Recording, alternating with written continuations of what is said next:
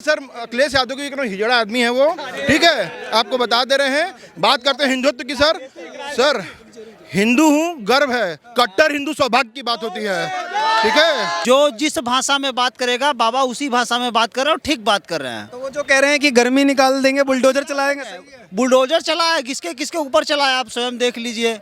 अपराधियों पे चलेगा बस। अपराधी पे चलेगा, बुलडोजर का पूरे के 47 चलवा देंगे बाबा जी। इसी काशी में स्वामी अभिमुक्तेश्वरानंद सहित बटुकों पर और संतों पर बर्बर लाठीचार्ज अखिलेश यादव ने करवाया था। आज उनको धर्म की याद आ रहा है, उस समय नहीं उनको याद आ रहा था कि जब बटुक मारे जा रहे थे। उनके मानसिकता में अगर ये है कि हम मथुरा में कुछ कर देंगे तो भैया आपने जो है अयोध्या में किया तो कुछ नहीं उखाड़ पाया, आगे भी नहीं उखाड़ पाओगे। नमस्कार, मैं हूं ऋषभ अवस्थी और आप देख रहे हैं वो न्यूज़ हिंदी। चुनावी कुंभ 2022 चुनावी कार्यक्रम चल रहा है लगातार। आपको उत्तर प्रदेश से माहौल दिखा रहे हैं, ग्राउंड पे सच्चाई क्या है, क्या लोग सोचते हैं। 7 तारीख को वोट पड़ने वाराणसी में, वाराणसी की जनता का मूड दिखाएंगे कि किस तरीके की जनता सोचती है और क्या खास मुद्दे इस बार ध्यान में रखकर जनता वोटिंग करने वाली है। आप हमारे साथ बने रहिए। सबसे पहले ये नाम बताइए।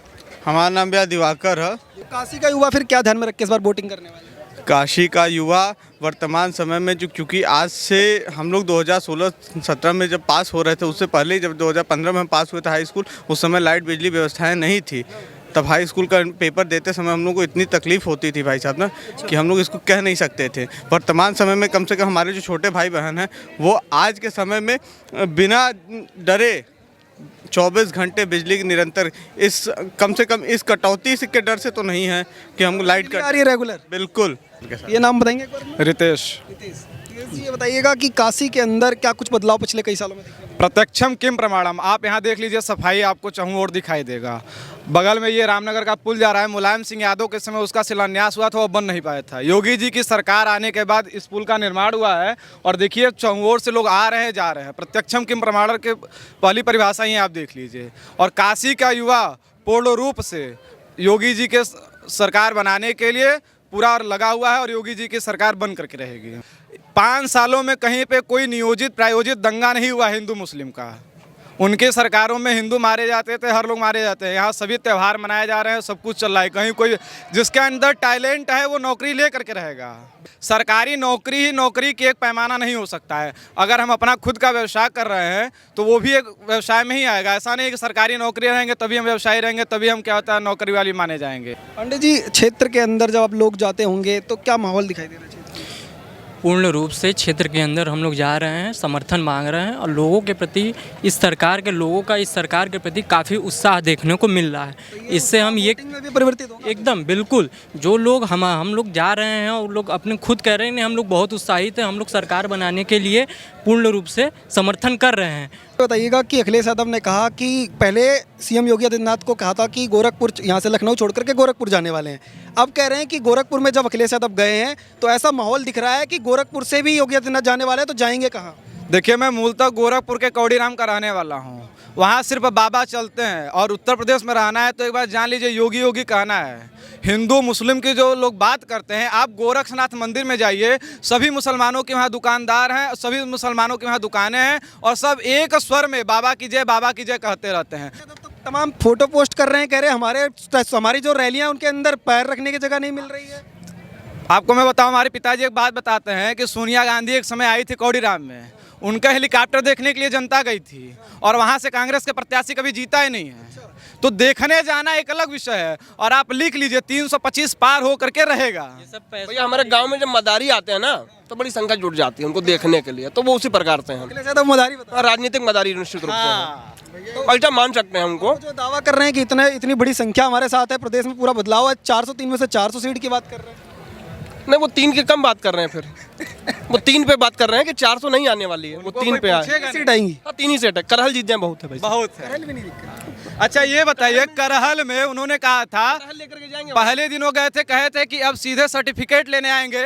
मुलायम सिंह यादव जी को बताया गया, मुलायम सिंह यादव जी नाम नहीं ले रहे थे, बार बार धर्मेंद्र यादव बोल के कह रहे थे भैया खड़े भैया खड़े भैया खड़े। ऐसा क्यों किया जा रहा है? आप बोल दिए तो सीधे सर्टिफिकेट लेने गए रहते, लेकिन योगी जी के डर से उनको जाना पड़ा क्योंकि करहल भी वो हार रहे हैं और गोरखपुर से लड़ लेना चाहिए था। अगर बाबा बाबा बाबा मुख्यमंत्री करते रहते हैं, गोरखपुर से लड़ लेते वो। ये अखिलेश यादव अगर काम के रहते तो उनकी सरकार को हटाया नहीं जाता। इतनी बड़ी सरकार से 47 पे आ जाते, और जिस पार्टी की 2 सीटें रही हो वो केंद्र से लेकर के 325 तक आ रहा है, तो ये बहुत बड़ी बात है। जनता मूर्ख नहीं है। और काशी की जनता, काशी जो है ना, दुनिया को रास्ता दिखाती है। अब विपक्षियों को रास्ता दिखा दिए कि मंदिर मंदिर अब जाइए। अब अयोध्या में आपने देखा होगा अखिलेश यादव गए थे, गदा हाथ में लिए हुए थे और कह रहे थे अयोध्या ने भी इस बार ठाना है, अखिलेश यादव को लाना है। वो चुनावी है ना, वो चुनावी, और कहीं नहीं आएंगे अखिलेश यादव भाई। उनको तो वोट मांगना है, तो कुछ जो बादल गरजते हैं वो बरसते नहीं है। वो जाएंगे, फरसा लगवाए थे पूर्वांचल एक्सप्रेसवे पर ब्राह्मणों के नाम पे, फरसा 8 दिन के अंदर गिर गया। क्या बात करते हैं वो। पूर्वांचल एक्सप्रेसवे तो हमारा ही था ना, योगी जी ने तो खाली फीता काट दिया। पूरा ब्रह्मांड बना है वो, तो ये भी कह सकते हैं। ये अरे बुराई क्या थी, हम लोग कब्रिस्तान अगर बनवा रहे थे, तमाम मस्जिदें भी बन रही थी, वो भी देश के लिए जरूरी है, कह रहे थे बनवा दिया तो क्या हुआ? ए भैया, उनके खाली यही मंदिरवा दिखत बा, ठीक है, क्योंकि ये भव्य बन रहा है, दिख रहा है। जो मस्जिद बन रही है, क्या वो नहीं दिख रहा है? वो भी तो दिखना चाहिए। की बातों में आप विरोधाभास देखिए। अभी आप कहे गदा लेकर के गए थे, इसी काशी में स्वामी अभिमुक्तेश्वरानंद सहित बटुकों पर और संतों पर बर्बर लाठी चार्ज अखिलेश यादव ने करवाया था। आज उनको धर्म की याद आ रहा है, उस समय नहीं उनको याद आ रहा था कि जब बटुक मारे जा रहे थे।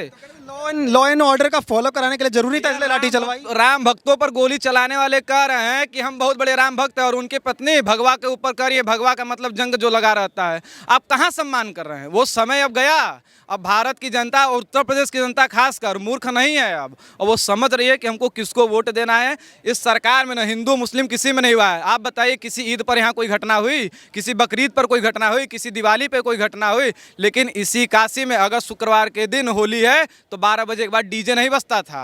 और कुंभ का अध्यक्ष किसे बनाया जाता था? आजम खान को बनाया जाता था। कुंभ समिति का आयोजन का अध्यक्ष उनको के बनाया जाता था। काम हमारा है, बनाए किसी और को जाएगा। तमाम घोटाले होते थे। गोमती रिवर फ्रंट देख लीजिए, सब यही काशी आप यहीं दिखाइए, अपने मीडिया को बुला करके देखिए। यहीं पर मोदी जी ने सफाई किया था, एक कड़कड़ आपको नहीं मिलेगा। सब गंदगी साफ किया जा रहा है।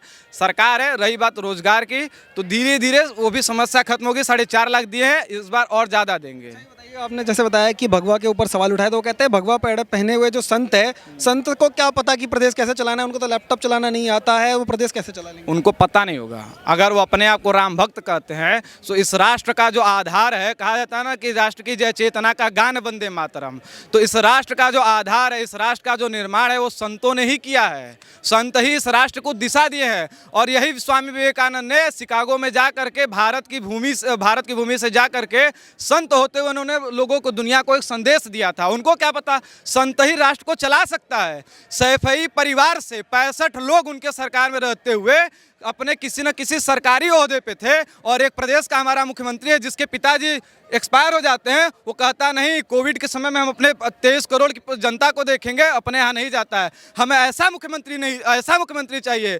हमारा बाप सांसद, हमारी पत्नी सांसद, हमारा भाई सांसद, हमारा भतीजा सांसद, ऐसे लोगों से क्या मतलब है? तो वो जो ये कह रहे हैं कि ना ये संत की भाषा है, ना मुख्यमंत्री की जो कहते हैं हम गर्मी निकाल देंगे, हम बुलडोजर चला देंगे, ये कैसी भाषा है? एक बात बतावें कि ये जो संत हैं, संत पे कहीं ये मुहर या कहीं ठप्पा लगा हुआ है क्या कि वो अनपढ़ हैं? कहीं ऐसा नहीं ना लिखा है? तो क्यों वो चला नहीं सकते हैं? वो प्रदेश नहीं चला सकते हैं? जो पूरे प्रदेश को चला रहा है, वो अगर इस तरह की बात किए, अगर इस तरह की बात करे, तो क्या वो अपनी साक्षरता का बयान नहीं कर रहा है? आपको मैं इस सवाल का जवाब दीजिएगा। भाषा में बात करेगा उसको उसी भाषा में बात करेंगे।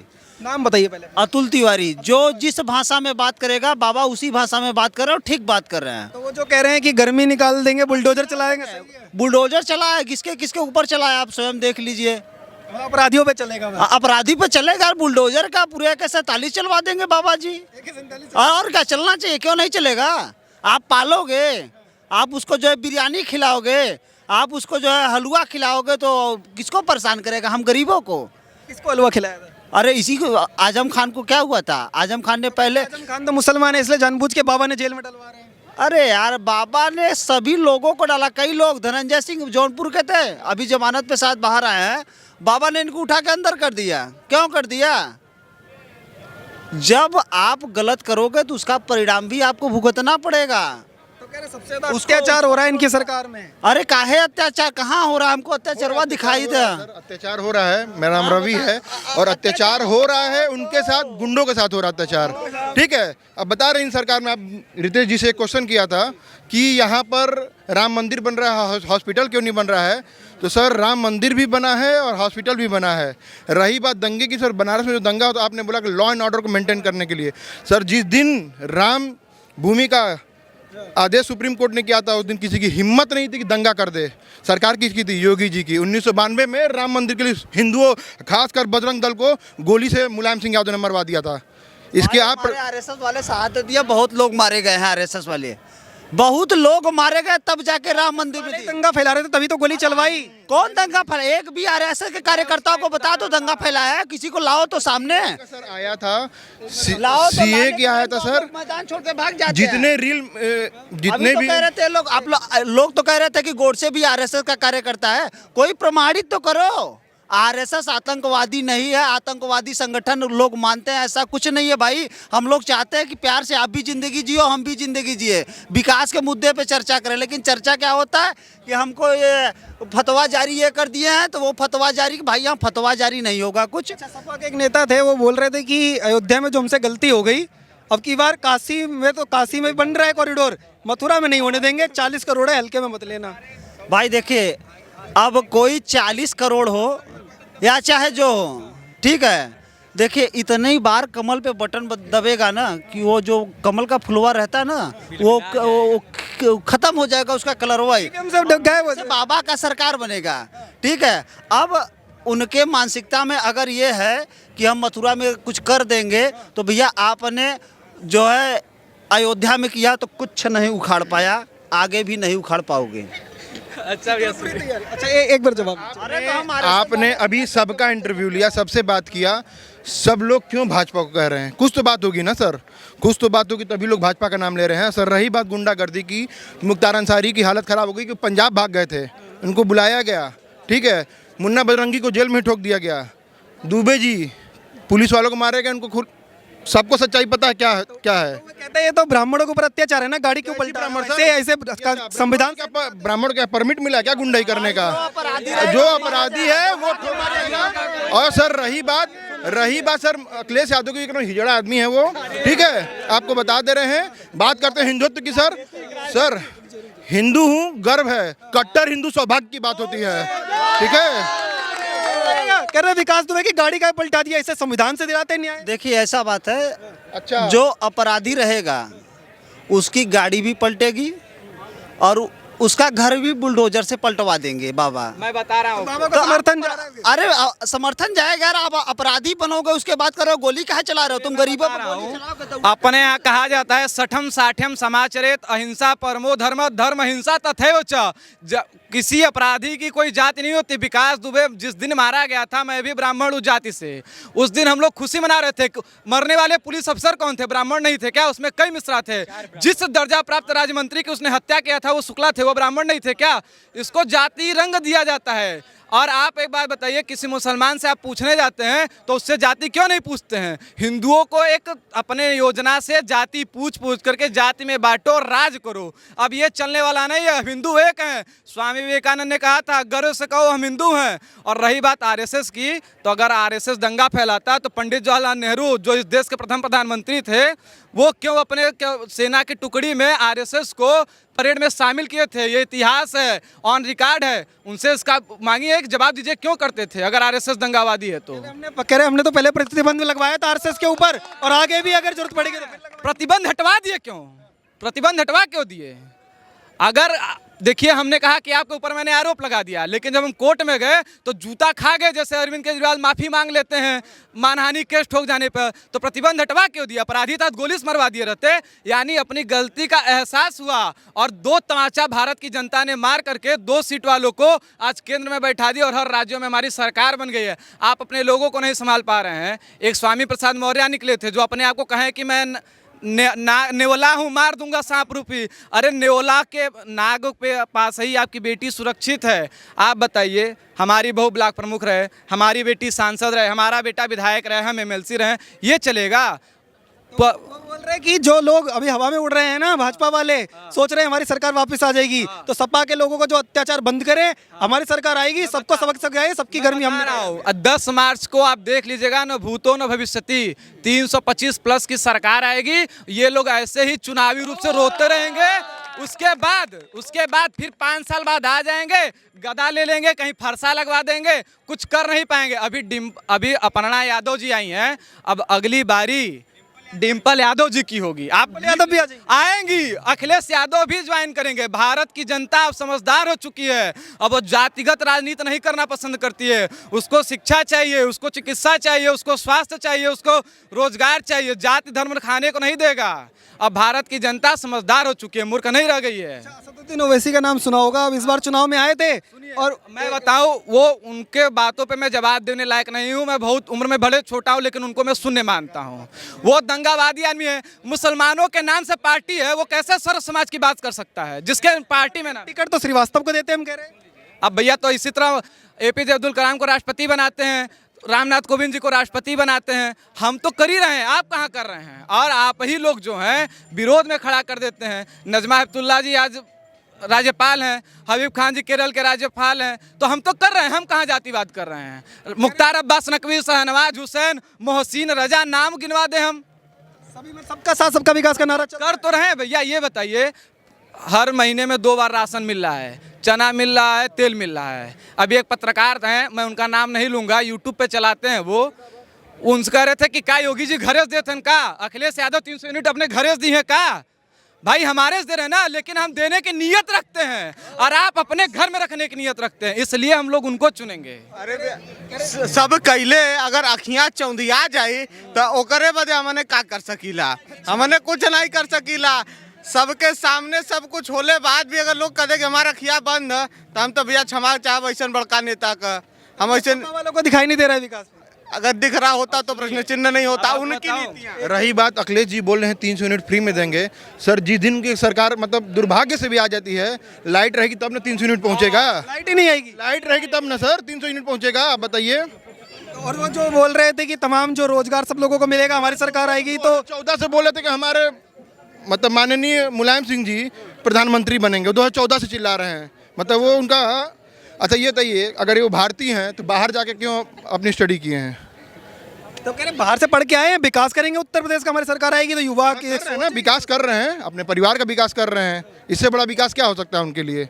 अब तो कह रहे हैं कि अब गठबंधन के साथ हमारी तमाम पार्टियां आई हैं, मिलकर के सब विकास नहीं कर सकते हैं सर, इससे ज्यादा कुछ नहीं। गठबंधन ही कर सकते हैं, इससे ठीक है। और रही बात भाजपा की, गठबंधन की जरूरत नहीं है सर। यहाँ भगवा ऑलरेडी लहरेगा और हमेशा लहरेगा। 8 सीटों में सर वो तो आपका जब 10 तारीख आएगा ना, हम यहीं मिलेंगे आपको सर। अब पूरे गुलाल, भगवा गुलाल के साथ मिलेंगे आपके साथ। आपके जैसे वाराणसी की सीट है, यहाँ पर जो है राजभर जो समाज है वो भी प्रतिनिधित्व करता है। उनके साथ एक राजभर जुड़े हुए, आप नाम सुना होगा, OP राजभर लगातार कह रहे हैं कि हमारा समाज पूरा एक तरफा वोट कर रहा है। सपर जी बसपा में भी रह चुके हैं, भाजपा के साथ गठबंधन किए तब जा करके विधायक बन पाए। इसके पहले उनके पूछ लीजिए क्या रहे हैं वो, विधायक रहे हैं वो। और देखिएगा जिस दिन चुनाव जीत जाएंगे, ये गठबंधन किए ओवैसी के साथ, फिर धीरे से किनारे से निकल लिए, फिर अखिलेश जी के साथ आ गए। उसमें भी ये है कि हमको अपने दल को वो करना है, कहीं कोई नहीं। अनिल राजभर को शिवपुर की जनता, मैं शिवपुर का वो हूँ, वोटर हूँ। अनिल राजभर को शिवपुर की जनता ऐतिहासिक मतों से जिताएगी। और आपको बता दूँ, इस 8 की 8 सीटों पर 10 मार्च को भगवा लहराएगा। हम बोले ना 10 मार्च को भगवा और 18 मार्च को फगुआ, इसी काशी में लोग खेलेंगे और वो लोग घर में से ऐसे टीवी में से देखते रहेंगे, 300 यूनिट बिजली अपने घर में लेते रहेंगे। भगवा लहराने की तैयारी है बिल्कुल पूर्ण रूप से। कितनी सीट 400 में से अगर आई? प्रदेश में 325 सीटों से ज़्यादा हम लोग जीत रहे हैं। अखिलेश यादव की कितनी सीट दिखाई दे रही है? अखिलेश यादव की सीट हमको लग रहा है कि 30 भी न 30 तक आ जाए तो भी बहुत है। 2.5 से सैकड़े तक भी नहीं पहुंच पाए। ये जैसे ये सांस्कृतिक नगरी है, जैसे बाबा विश्वनाथ की मानी जाती है, राम मंदिर उधर बना है तो राम की नगरी, ऐसे ही मथुरा की बात आखिर में जाते जाते कर लेते हैं। अखिलेश यादव बोलते हैं कि अखिलेश यादव कहते हैं हम कृष्ण के, भगवान कृष्ण के बहुत बड़े भक्त हैं। कृष्ण हमारे सपने में आए थे और बोल के गए हैं, सपा आ रही है, तय आ रही है। अयोध्या बनाए हैं, काशी बना दिए हैं, मथुरा भी हम बनाएंगे। और लिख लीजिए, मथुरा भी हम ही बनाएंगे और कोई नहीं बना सकता है। 370 की बात होती थी, 370 भाजपा ने हटाया। और आपको बता दूं, भाजपा के नेताओं के विचार, स्वर्गीय सुषमा स्वराज जी, जिनका ऐतिहासिक जीवन रहा है, 370 जिस दिन 5 अगस्त को हटता है, वो कहती हैं कि शायद मोदी जी मैं इसी दिन को देखने के लिए जी रही थी और रात तक सूचना आती है कि वो एक्सपायर हो जाते हैं। यानी हम सिद्धांतों को लेकर के जीते, हमारा जीवन सिद्धांतों के आधार पर चलता है। आज इसमें कल उसमें ऐसी नहीं है। और रही अयोध्या बना दिए हैं, जो राम को लाए हैं हम उनको लाएंगे। अब 10 मार्च को फिर से बाकी है। आखिरी लाइन क्या बोल रहे हैं? अयोध्या तो अभी झांकी है, मथुरा भी सजाएंगे, योगी जी का कहना है जी। गया है, सज गया है, वहाँ काम हो रहा है। विंध्यवासिनी बहुत सिंपल बोलेंगे, गली गली में टावर है, भाजपा में पावर है। तमाम लोगों से यहाँ पे बात करने की कोशिश कर रहे थे। इन सभी लोगों का यहाँ पर कहना है कि जितना समर्थन यहाँ पर दिखाई दे रहा है ये वोटिंग में भी प्रतिबिंब होगा और 7 तारीख को जब ईवीएम में वोट डालने की बारी आएगी तो भारतीय जनता पार्टी का बटन दबेगा। आप देखते रहिए ओ न्यूज़ हिंदी। धन्यवाद। जय हिंद।